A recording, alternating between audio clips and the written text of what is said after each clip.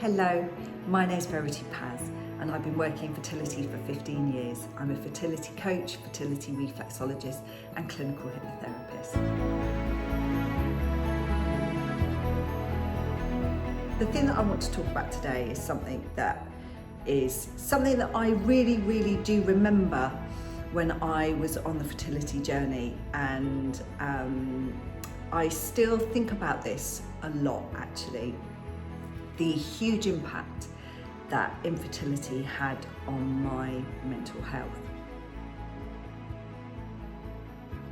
And this is a really big issue because, particularly as a female, I wanted to have a baby more than anything in the world. I wanted to have a baby so badly. I would have, somebody told me, smear poo on your face every day, I would have done it to have a baby. And I meet people in my clinic on a daily basis that would do absolutely anything to have a baby.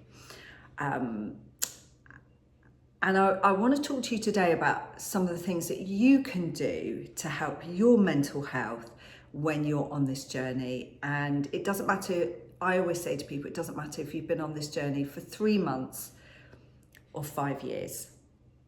The feelings of devastation can actually be the same depending on the type of person that you are. And how you navigate that is can be really tricky. So I'm going to talk about some of the things that I did and some of the mistakes that I made on that journey.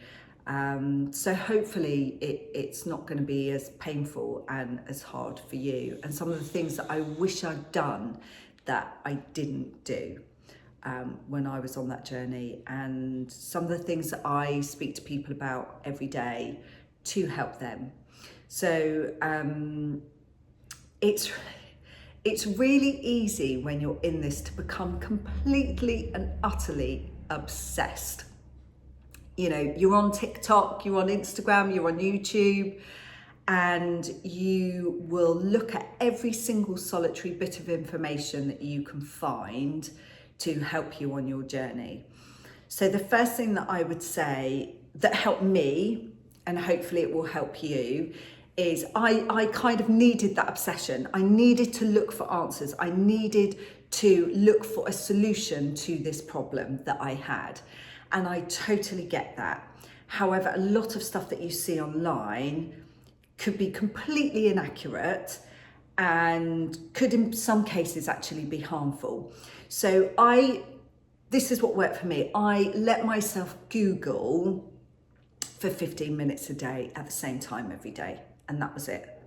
And this was after actually being fired from my job because I was fired from my job because I just was on Dr. Google all day and I didn't do any work. So allow yourself a limit every single day of Googling. Or don't Google at all, but I know you're not going to listen to that. So allow yourself a time limit, even set a timer, because this is really bad for your mental health. It's also can be quite dangerous. I know that when I make videos, I get so many comments from people saying, what supplement should I take? Shall I take this herb? Shall I take that herb?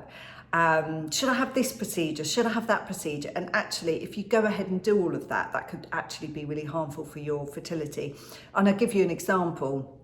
I've got people coming into the clinic and they bring carrier bags full of supplements with them, and they take them all out and they line them up on the table and they say, what do you think? You know, what am I taking here? And actually that can be really harmful because we're talking about sperm cells and egg cells.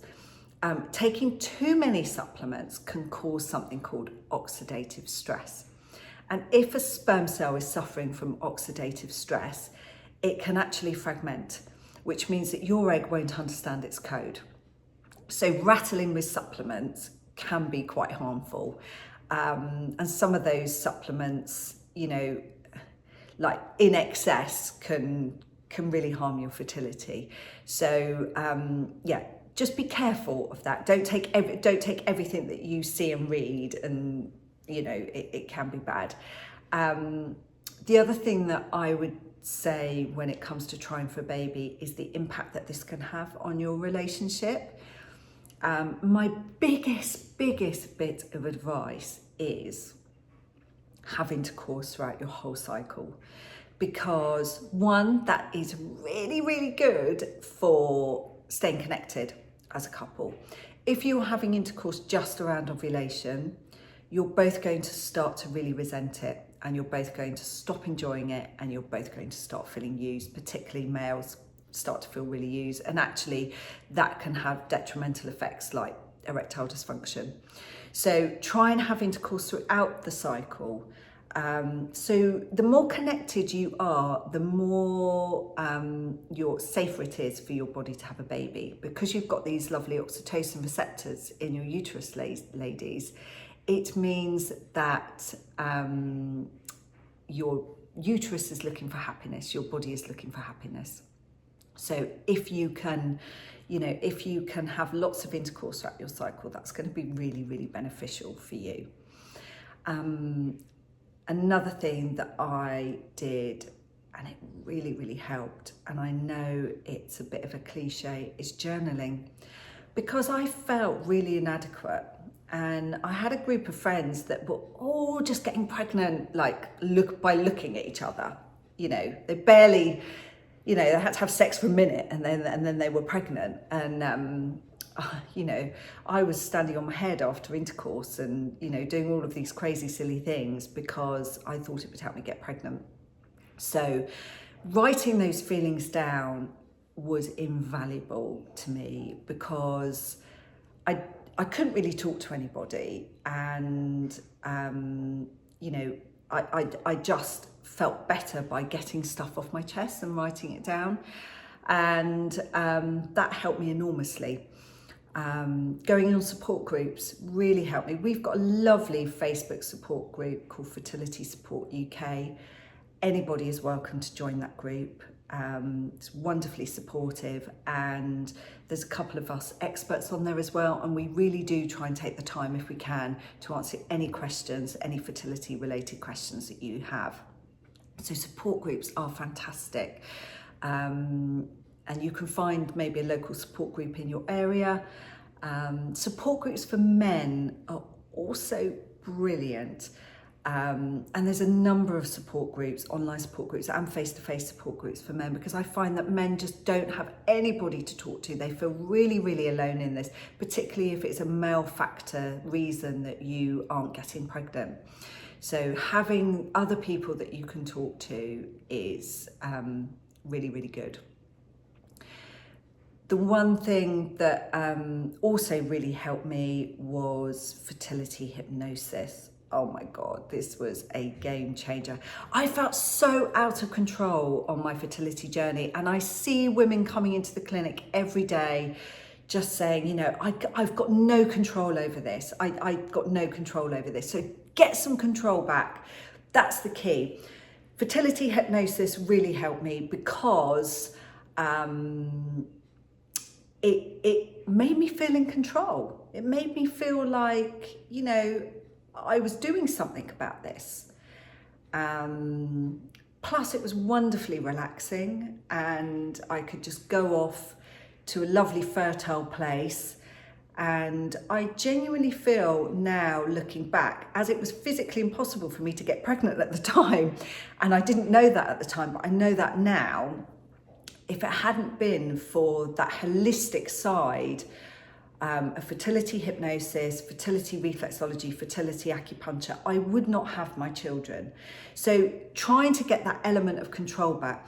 If you sign up to our newsletter, we do give you quite a few free fertility hypnosises that are like a game changer. I can't tell you how many people I've had come into the clinic have had fertility hypnosis, like one session with me, and are pregnant afterwards.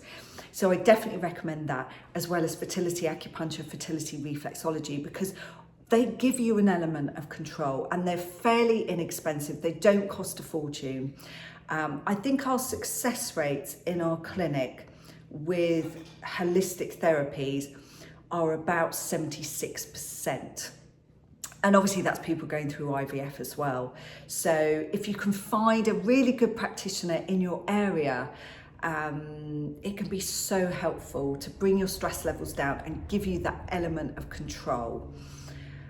The other thing is mindfulness. It's being grateful for what you have now. It's looking at these flowers and saying, oh my God, aren't they beautiful?